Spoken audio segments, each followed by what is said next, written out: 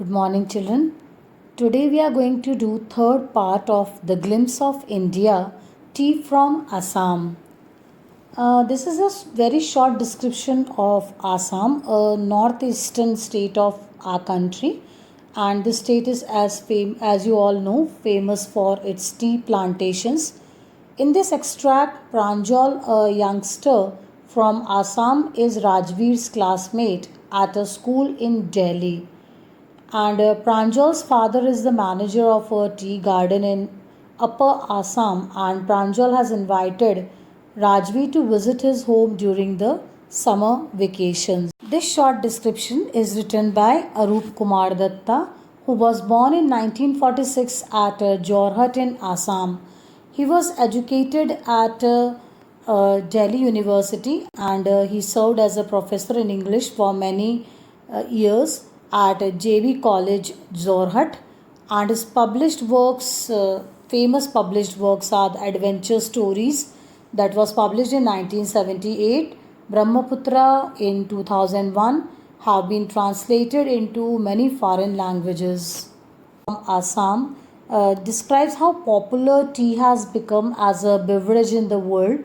Over 80 crore cups of tea are drunk every day throughout the world, and it shows the increasing popularity of tea. The lesson gives a graphic description of the sea of tea bushes stretching as far as eyes can go in Assam. The plucking of the newly sprouted leaves by the groups of tea pluckers with bamboo baskets on their backs are vividly described in this beautiful part of the lesson. Let's begin the lesson, students. It is given on page number 94, Tea from Assam. Chai garam chai, a vendor called out in the high-pitched voice. He came up to their window and asked, Chai sahab? Give us 2 cups, Pranjal said. They sipped the steaming hot liquid. Almost everyone in their compartment was drinking tea too. Do you know that over 80 crore cups of tea are drunk every day throughout the world? Rajvi said. View, exclaimed Pranjal. Tea really is very popular. So, children, the scene is set on a train station where a tea vendor asked the 2 friends, Pranjal and Rajveer, if they would like to buy some freshly made hot tea. They decide to have 2 cups of tea, joining almost everyone else in their compartment. And with this, Pranjal highlights the fact that almost 80 crore cups of tea are consumed every day throughout the world. While Rajvi remains surprised on listening to it, indeed, tea is a popular beverage all over the world. The train pulled out of the station. Pranjal buried his nose in his detective book again. Rajvi too was an ardent fan of detective stories, but at the moment he was keener on looking at the beautiful scenery. So, as soon as the train started moving, Pranjal got engaged in reading his detective book. Both the friends were huge fans of detective books, but Rajvi chose to look at the scenic beauty at that moment because the greenery all around was captivating his attention. It was green, green everywhere. Rajveer had never seen so much greenery before. Then the soft green paddy fields gave way to tea bushes. After the green paddy fields came tea plantations. Paddy fields are the fields where rice is grown. So first they could see the rice fields, the fields where the rice was grown, and then they could see the tea plantations. As far as they were able to look, only tea bushes were visible, so much so that the narrator compares it to the sea later. It was a magnificent view against the backdrop of densely wooded hills. A sea of tea bushes stretched as far as the eye could see. Dwarfing the tiny tea plants were tall, sturdy shade trees, and amidst the orderly rows of bushes busily moved doll like figures. So, children, we are talking about the place where they could see the tea being grown. So, as the narrator said, that as far as the eyes could see, they could look, they could see only the tea bushes, and therefore, the narrator compares it to the sea of the tea bushes. In the background, there were hills with dense forest, and in between the tea plantations, there were orderly rows of tall and strong trees that were moving because of the wind. And it was an amazing view to witness, to see. In the distance was an ugly building with smoke billowing out of tall chimneys.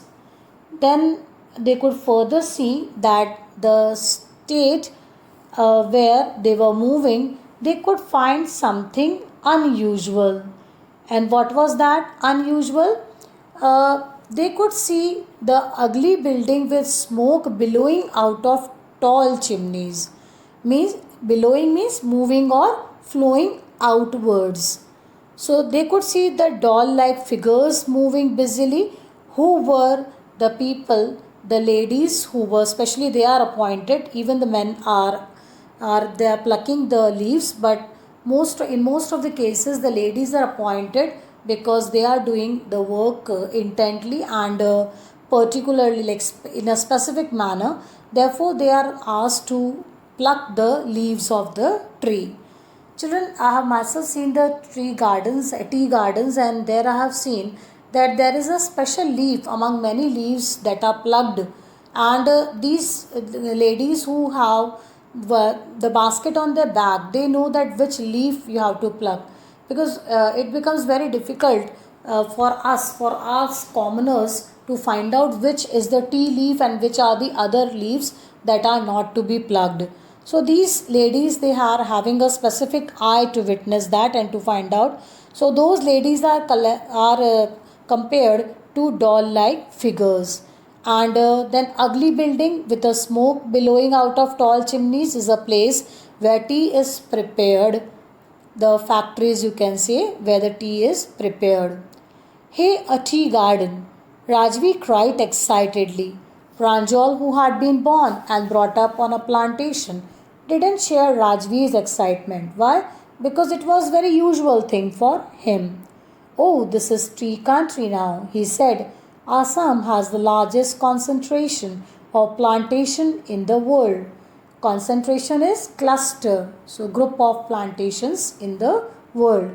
You will see enough gardens to last you a lifetime. So here he points out to his friend that you will see so many tea gardens here, tea plantations here, that you will never be able to forget your whole life that you have seen so many. So Pranjal tells him that they have entered Assam, which is known as the tea country, and the state has the maximum number of tea plantations in the world, and therefore, as he has seen in his childhood also, therefore he is not much excited about it. I have been reading as much as I could about tea, Rajveer said. No one really knows who discovered tea, but there are many legends. What legends? Legends are the stories, children.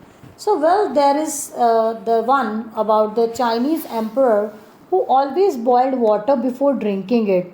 One day, a few leaves of twigs burning under the pot fell into the water, giving it a delicious flavor. It is said they were tea leaves. So he gives an example here. He narrates a story here. So before visiting the tea country, Rajveer read a lot about the tea and how it was discovered. There were numerous theories, and one of which was about a Chinese emperor who had a habit of drinking boiled water. Once upon a time, when he was boiling that water, few leaves fell into it and it tasted delicious, and it is said that those leaves were tea leaves.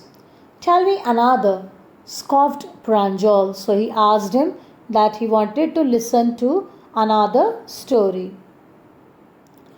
We have an Indian legend too, and Bodhidharma, an ancient Buddhist ascetic, cut off his eyelids because he felt sleepy during meditations.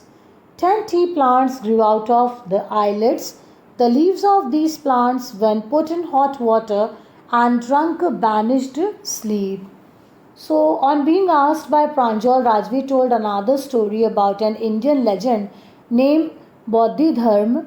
He was a Buddhist monk who had cut his eyelids because he used to feel sleepy while meditating.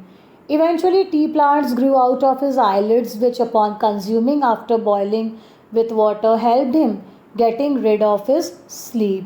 So, children, you must have also heard that those people who are not sleeping overnight or have to do some work and have to keep themselves awake, they usually consume tea to keep themselves awake. So, this is one example of it.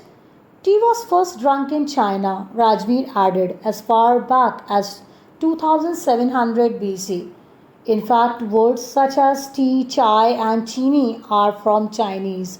Tea came to Europe only in 16th century and was drunk more as a medicine than as beverage. So, you know about corona, and people have I have been talking about it, that though the people who are suffering or are victims of corona, they are also made to drink tea thrice or four times in a day. So, usually this has been for ages. It has been seen that tea is moreover a medicine than a beverage. So, it is being talked about here. So, further, Rajveer highlighted a few facts that stated that tea dates back to 2700 BC and was first consumed in China. All such words such as chai and chini have originated from Chinese language, and tea was introduced to Europe quite late in 16th century, where it was considered to have medicinal properties. The train clattered into Mariani Junction. The boys collected their luggage and pushed their way to the crowded platform. Clattered is the sound of stopping of the train here. Pranjal's parents were waiting for them. Soon they were driving towards Dekhiabari, the tea garden managed by Pranjal's father. An hour later, the car veered sharply off the main road. Veered, children, means changed the direction. They crossed a cattle bridge and entered Dekhiabari tea estate. On both sides of the gravel road were acre upon acre of tea bushes, all neatly pruned to the same height. Groups of tea pluckers with bamboo baskets on their back, wearing plastic aprons, were plucking the newly sprouted leaves. So, children, as soon as they moved towards their destination, there was a sudden change that they could find. Narrator is describing the name of the place where they had visited, and he says that his friend had the tea garden that his father used to manage, and he was very excited to see that. So, their tea garden was stretched upon a vast area of land on both the sides, and then the train when stopped and the boys reached their destination, where they gathered their luggage and deboarded the train, only to find a platform that was too crowded. Pranjal's parent had come to receive them. After almost an hour, they reached that Dekhiabari, Pranjal's tea garden, after taking a turn and making their way through a cattle bridge. So the tea garden was stretched wide, and all the bushes were cut to the same height, and they had been taken care of. Pranjal's father slowed down to allow a tractor pulling a trailer load of tea leaves to pass. This is the second flush or sprouting period, isn't it, Mr. Barua? Rajveer asked. It lasts from May to July and yields the best tea. Yields is produce or production. You seem to have done your homework before you coming. Pranjal's father said in surprise. Yes, Mr. Barua, Rajveer admitted, but I hope to learn much more while I am here. So, children, on their way to fields, Pranjal's father gave way to a tractor that was loaded with tea leaves. On seeing this, Rajveer flaunts his knowledge by mentioning that this is the second sprouting period of year that lasts from May to July, and gives excellent yield. Pranjal's father, who seems impressed, replies he seems to have done a lot of research before coming. Pranjal, who was excited about learning more about the amazing beverage, showed his intention for the same.